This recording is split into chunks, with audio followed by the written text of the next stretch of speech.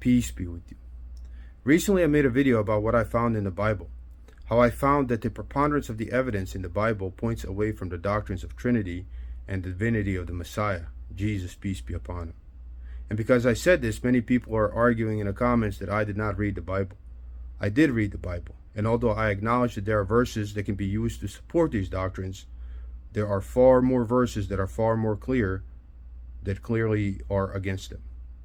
But what I want to say in this video is I'm not the first person that noticed this.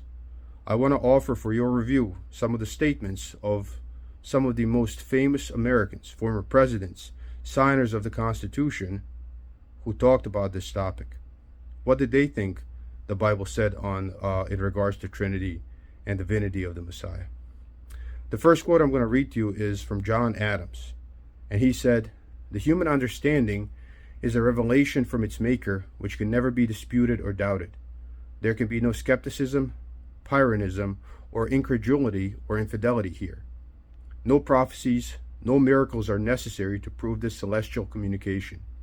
This revelation has made it certain that 2 and 1 make 3, and that 1 is not 3, nor can 3 be 1. And we can never be so certain of any prophecy or the fulfillment of any prophecy or any miracle or design of any miracle as we are from the revelation of nature, i.e. nature's God, that 2 and 2 are 4. Miracles or prophecies might frighten us to lie, to say that we believe that 2 and 2 make 5, but we should not believe it, we should know the contrary." So John Adams was clearly against Trinity. What about Benjamin Franklin? What did he think? "As to Jesus of Nazareth, my opinion, of whom you particularly desire, I think his system of morals and his religion as he left them to us, the best the world ever saw or is likely to see. But I apprehend it has received various corrupting changes, and I have, with most of the present dissenters in England, some doubts as to his divinity." So Benjamin Franklin doubted the divinity of Jesus and also said that there were various corrupting changes to the Bible. What did Thomas Jefferson say?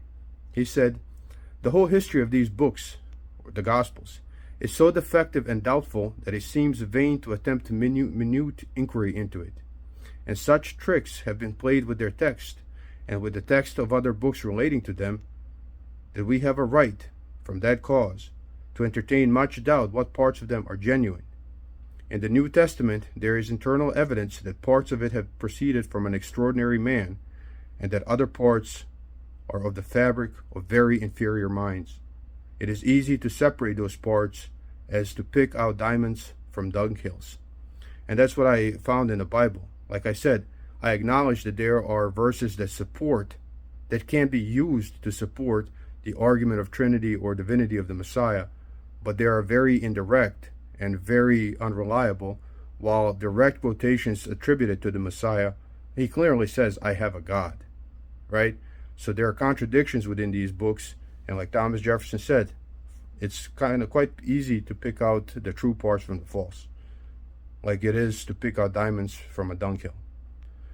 What else did he say? In his letter to Francis Vanderkamp on 30th July 1810, he wrote, "Although I rarely waste time in reading on theological subjects as mangled by our pseudo-Christians, yet I can readily suppose Bassantios may be amusing. Ridicule is the only weapon which can be used against unintelligible propositions. Ideas must be distinct before reason can act upon them, and no man ever had a distinct idea of the Trinity.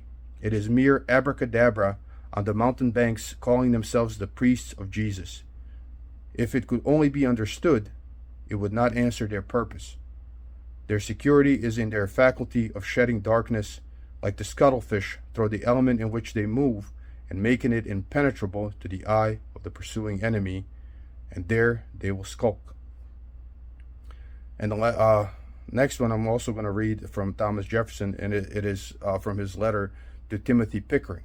He said, "No one sees with greater pleasure than myself the progress of reason and its advances toward rational Christianity, when we shall have done away with the incomprehensible jargon of the Trinitarian arithmetic, that 3 are 1 and 1 is 3, when we shall have knocked down the artificial scaffolding reared to mask from you the simple structure of Jesus, when in short we shall have unlearned everything that has been taught since his day, and got back to the pure and simple doctrines he inculcated, we shall then truly and worthily be his disciples. So they found in the Bible what I found. It is nothing new, it is nothing unusual. The Bible itself contains a lot of contradictions. Some of the verses can be used to argue for these doctrines, but there are very few and far in between, and they are very indirect. They require interpretation, where there are other verses in the Bible where Prophet Jesus, peace be upon him, simply says, I am a prophet, and he says, I have a God. And that is the fact of the matter. So people can believe it or not, but I did read the Bible, and so did these people, and they saw the same thing I saw, and there are many others who saw the same thing. But you have to understand, historically, there have been pressures from the government that have made this difficult to express. Peace be with you.